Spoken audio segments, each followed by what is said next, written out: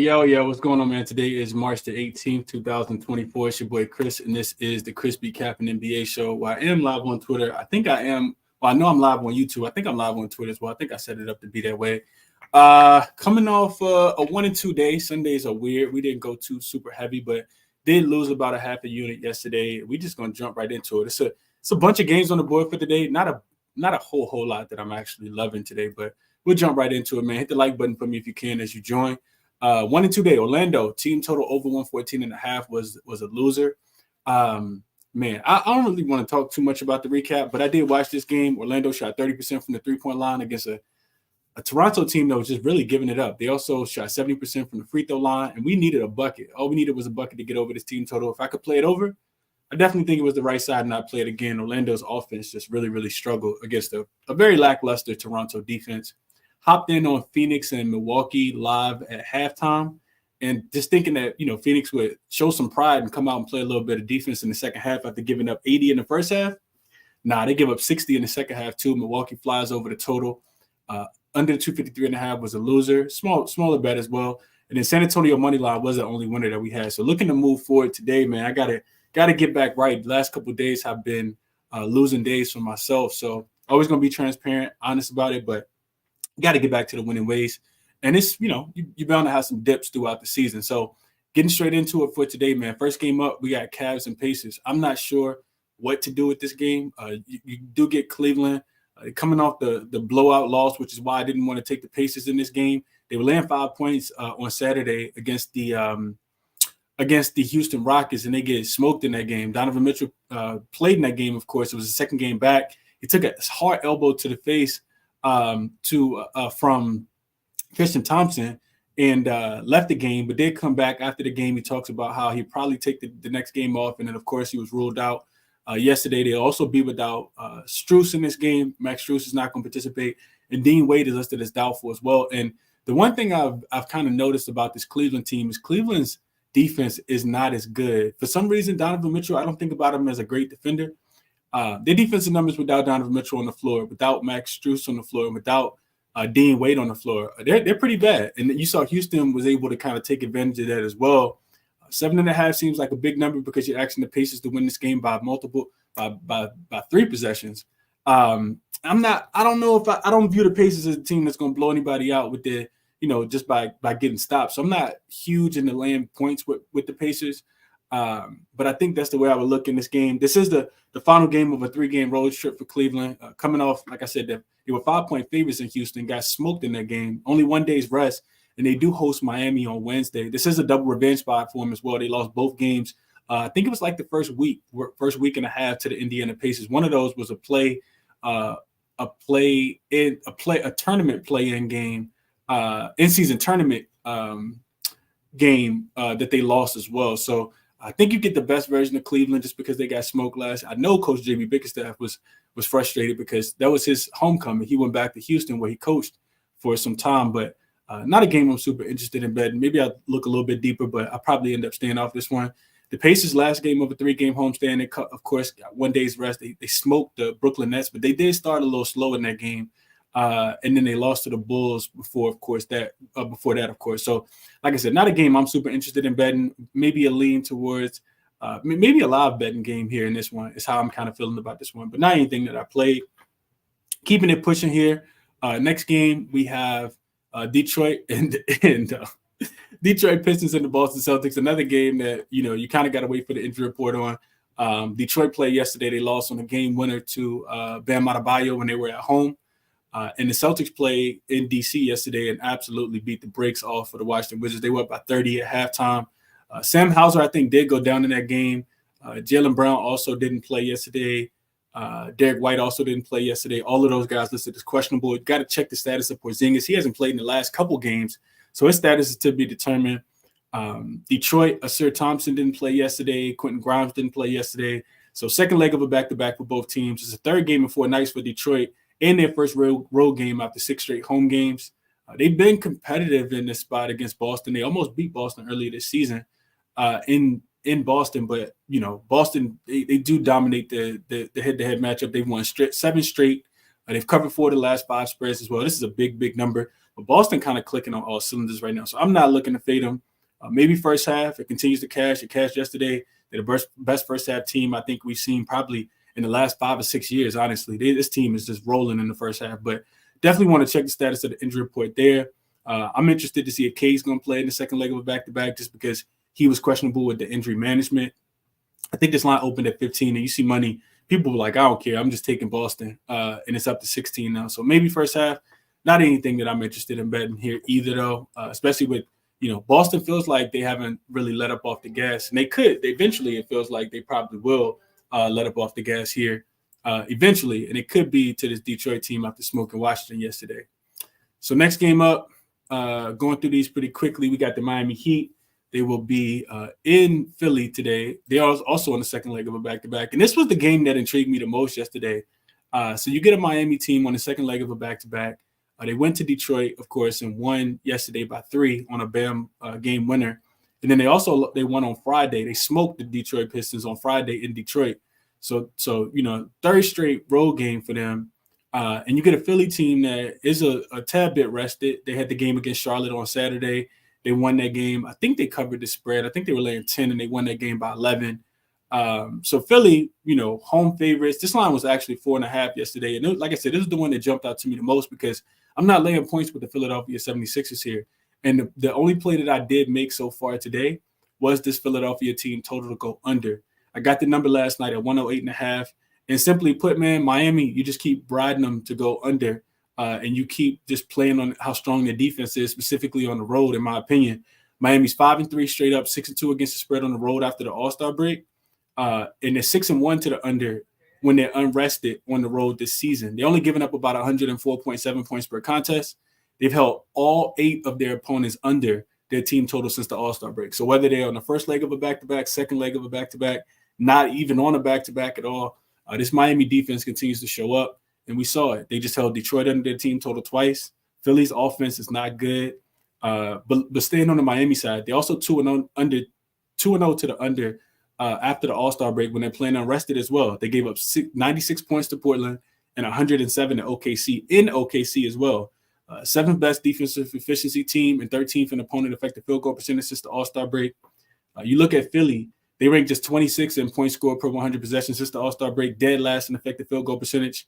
And from an X's and O's perspective, Philly they don't have a shot that they're really taking a little bit more than the others. They just kind of shoot a little bit from everywhere. They do rank 14th in rim frequency, though. So they have been trying to attack the rim a little bit more. But Miami's actually second in opponent rim frequency and 8th in opponent rim accuracy since the All-Star break. Philly ranks 7th in above the break 3 frequency, but Miami is actually 7th in opponent 3-point accuracy from 3 since the All-Star break as well. So that's the 2 shots that I guess you would say that, Philly's living with a little bit more. It's trying to get to the rim. You got Bam Adebayo down there.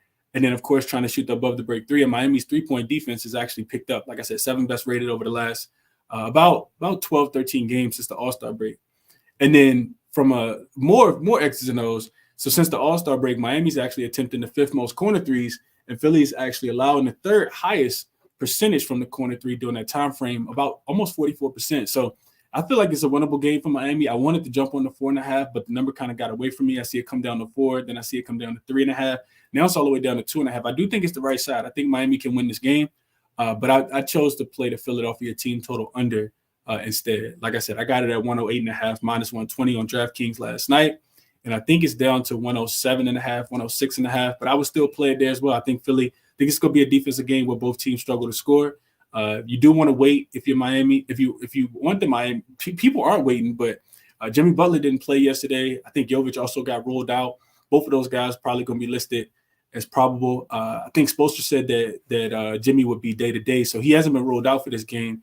And I just think that Miami's going to bring it defensively, and I don't trust Philadelphia's offense, which is the biggest reasons why I chose to get involved in this one here.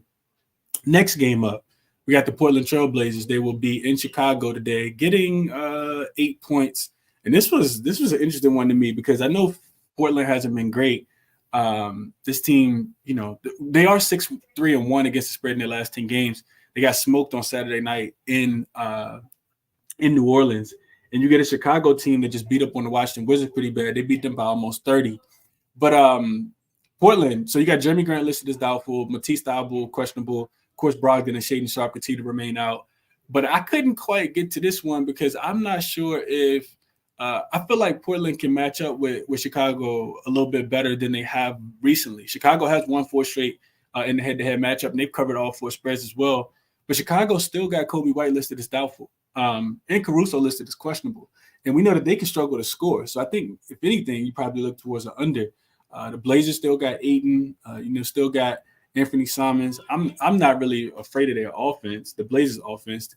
Of course, Anthony Simons could get hot from 3 in this game, especially if you get him playing the 2 guard and you get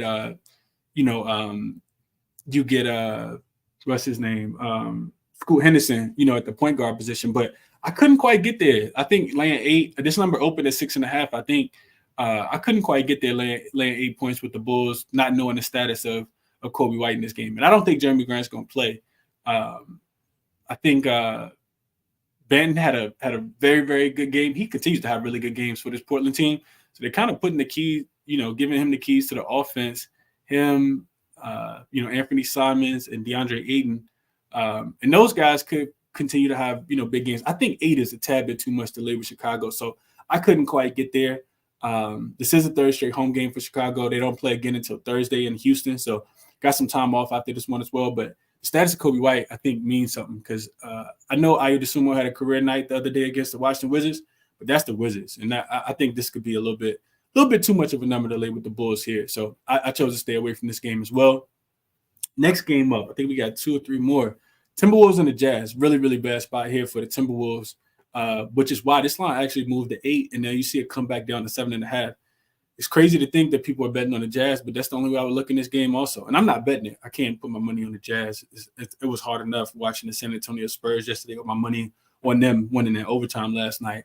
But the Timberwolves are in a very, very bad spot. So it's last game of a 6-game road trip and the first leg of a back-to-back for them. They got the Denver Nuggets at home tomorrow, and Denver coming off a loss, of course, yesterday with Kyrie hitting that 20-foot left-handed hook shot.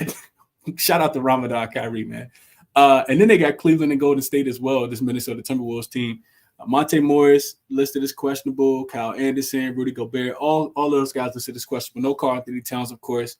I think they probably rest all those guys, or at least 2 of the 3 between Monte Morris, Kyle Anderson, and Rudy Gobert, especially because you got Denver on deck tomorrow and you're trying to stay ahead as much as you can, for battling for the number 1 seed in the Western Conference, which we know both of these teams, the Minnesota Timberwolves, the Denver Nuggets, and the Oklahoma City Thunder are all in contention to still get that number 1 seed.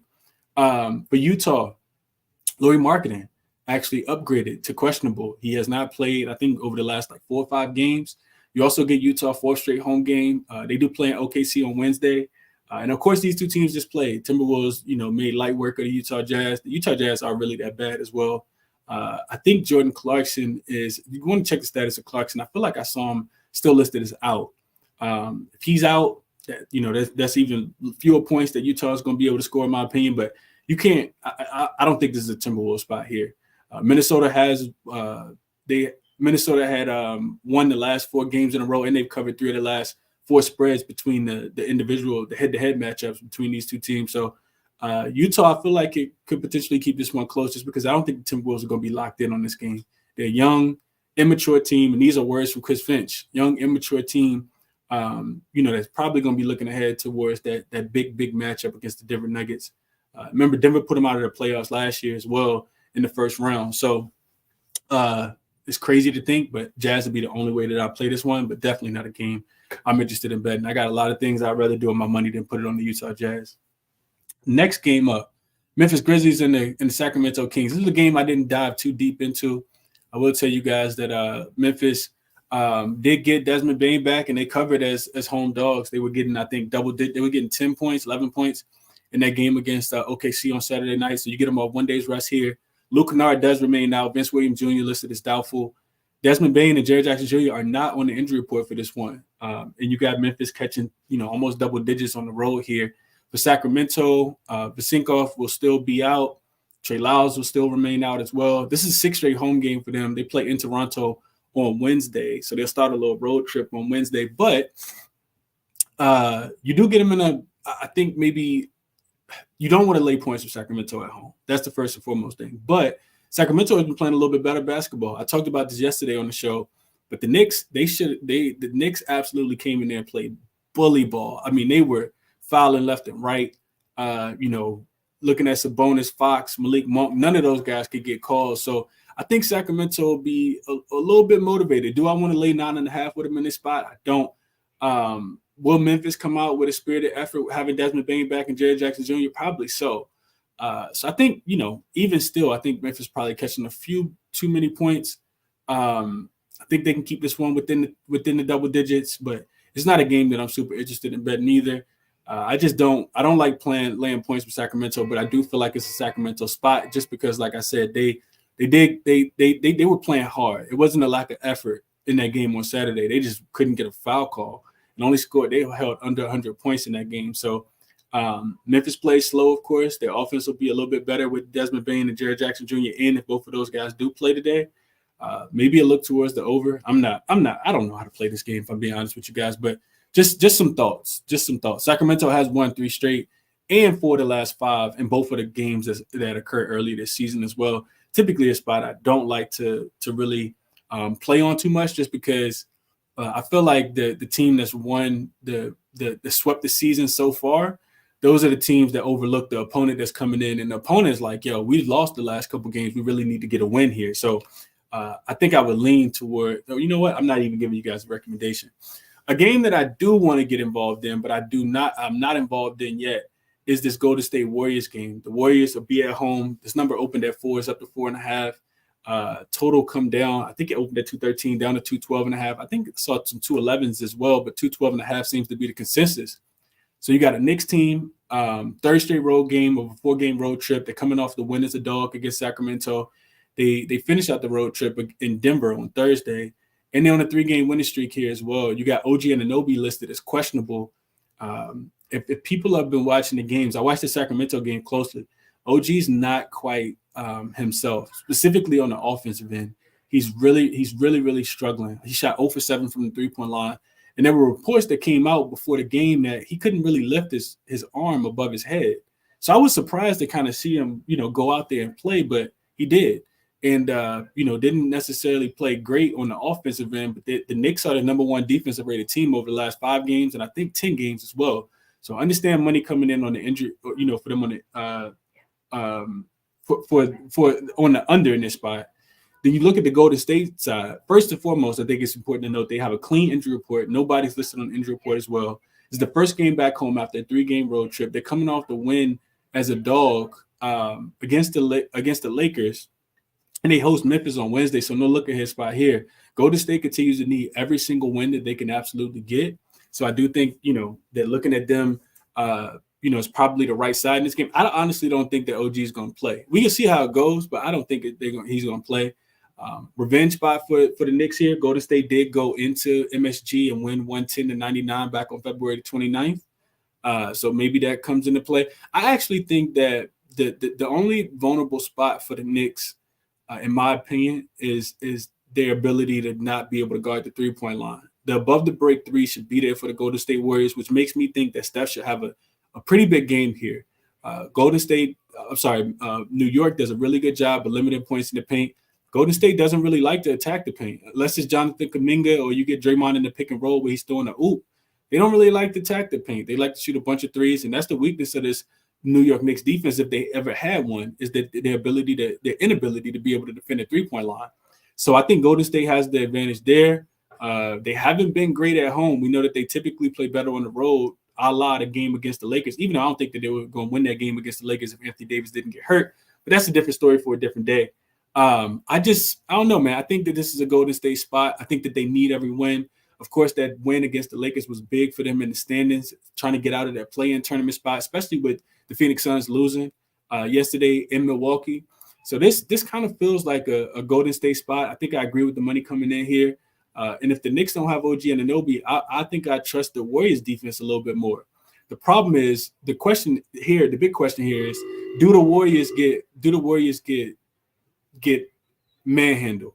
because the Knicks don't. They get a bunch of offensive rebounds. We know that they one of the better offensive rebounds teams. You got to put a body on a guy like Josh Hart, on Isaiah Hartenstein, on OG Anunoby, because that's what they're gonna come in there. They're gonna muck the game up as much as they can, try to get a ton of offensive rebounds, try to dominate the offensive rebounds. The defensive rebounds as well, and limit the shot opportunities for the Golden State Warriors. So Golden State, can they match that physicality? I think is the biggest determining factor in this game here. So I kind of lean Golden State. I don't think that they're going to be, outmanned in this game. I don't think they're going to be out hustled. But that has been their Achilles heel throughout the season. I feel like is when teams play a little bit harder than them. Golden State has been playing hard though. So I lean Golden State minus the 4.5 here, but I didn't quite get involved here. I think OG Anunoby sits, and I think if he does sit, it's a buy on spot for the Golden State Warriors, in my opinion. Last game on the board, we got the Atlanta Hawks. They will be in LA as they were last night against the Los Angeles Lakers here. They just won. They won yesterday by, what was it, like 27 points as 9.5 point dogs. And it's crazy because I always say every time I bet the Hawks, they look like trash, and I bet them on Friday night in Utah, and they couldn't win that game. But they go into LA against the Clippers, and they of course they win that game. Crazy to think. They get Bogdanovich back. You still will be without Sadiq Bey, no Onyeka Okongwu, no Trae Young, of course. Second leg of a back-to-back, of course. Third game in 4 nights as well, and they offer 9.5 point a win as a 9.5 point dog. It's also a fourth game of a 5-game road trip. They got one more game. I think it's against Phoenix later in the week. I want to say that game's on Thursday. For the Lakers, of course, AD got poked in his eye, couldn't return in the last game, so he's listed as questionable. Bron's still listed as questionable. Cam Reddish, Jared Vanderbilt, and Christian Wood all remain out. This Laker team, man, I know I'm not laying 8.5 with them, but I do think that, I was looking into this game a little bit deeper. I think it could be a team total over spot for the Lakers. So I don't like the spot as much for the Atlanta Hawks. I feel like it's kind of a letdown spot. Like I said, third game in 4 nights. You just got a big win. Typically these games, when you play the Lakers then the Clippers, or the Clippers then the Lakers, and no rest, the games typically go over in the next day. So Lakers off 1 day's rest, second straight home game of a 4-game homestand, and they're off back-to-back losses. I don't trust the defense at all. I mean, clearly they can't guard anybody, but I do think that they should be able to score. They're 7-0 straight up, 4-3 against the spread when they're 7-point favorites or more this season on the Lakers, averaging 128 points per game in this spot, and they're averaging the second most points per game over since the All-Star break. Second most points per 100 possessions. They're actually first in effective field goal percentage, fourth in free throw rate over the last 2 weeks, and Atlanta's fouling at the third highest rate. I think the Lakers will probably be able to get to the free throw line based on those numbers, and they probably try to run Atlanta as well in the second leg of a back-to-back here. Lakers actually 7th in points scored per 100 possessions since the All-Star break in transition, and Atlanta is actually allowing the second most. So Lakers should have, big matchup advantages. The problem with laying the 8.5 points is that Atlanta's been a really good rebounding team. Even without, Okongwu in there, you got Jalen Johnson coming back, getting a ton of rebounds. Clint Capella, DeJounte Murray's a good rebounder. Wesley Matthews has been playing big minutes, and he's boxing out, getting rebounds. The Lakers have been one of the worst rebounding teams in the league, and that's what scares me off laying the 8.5 points here. No way I could lay 8.5 with the way that the Lakers are playing right now. I just think this is an over game, though. I do think the Lakers, looking at the team total, is 116.5. I think Atlanta will give that up. 117 for the Lakers. I do think it's going to be a fast-paced game, up and down. Minus 120 on Bet365 was their Lakers team total, over 116.5. I haven't bet it yet, but that is what I'm considering for this game. I do want to see if LeBron James and Anthony Davis are going to be ruled in, though. To me, it kind of feels like the Lakers season, like the way, looking at the body language for the Lakers, it kind of feels like the season is a wash. Like they don't really care anymore. Maybe I'm not saying that they don't, but that's what it kind of felt like looking at that last game against Golden State. You're still going to be shorthanded defensively, so you're going to have to score. All the defenders for the Lakers are out. No Cam Reddish, no Jared Vanderbilt, potentially no AD in this game. He's been really, really, I would say, playing through injuries, but couldn't manage to play through that last one. So that is what I got for you guys for today. Like I said, only one play that I made today. I think it's a winner, and that's Philly team total under 108.5. I sent this one out to the members yesterday. Strongly considering Golden State minus the 4.5. I do think they're the right side. The Lakers team total over 116.5 that I just kind of mentioned as well, I think is another top play. And I'm going to be looking at some Steph props. It's not on here, but I'm going to be looking at some Steph props. I do think he's in a very good matchup today because if the Knicks struggle at any spot, it's that above the break three, and that's where Golden State likes to shoot a ton of their shots. So probably looking towards some Steph props as well. Those are the top plays that I'm liking right now. I'll look a little bit deeper into the card, but I'm thinking those are the plays that I'm probably going to end up going with today. Only made one so far, and definitely want to check the status of the injury report throughout. Resources for you guys, how I'm looking to kind of handicap the games, all of the different websites that I'm using. If you guys are interested, got any questions about these, shoot me a DM on Twitter at ChrisBeCappinn, 2 P's, 2 N's. Of course, the link to my membership is $4.99, $5.99 a month. It's in the description on the YouTube channel if you guys are interested in joining the ChrisBeCappinn community. But as always, man, best of luck on all the action that you guys have. If you found the video helpful, hit the like button for me. Share the video if you can. Subscribe to the channel if you guys haven't already.